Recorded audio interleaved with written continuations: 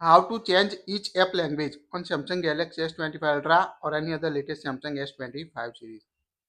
In the latest Android or any Samsung device, you can individually change the app language. To change it, open the app drawer, tap the settings app.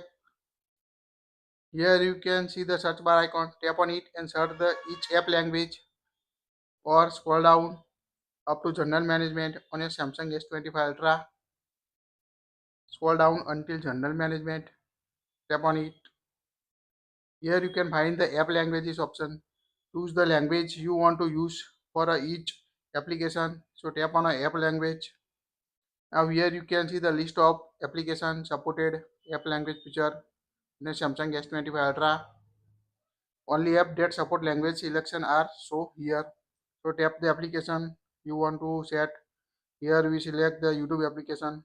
By default set the system default. You can select English India or select Hindi, or select your favorite language you want to use as a app language on your device.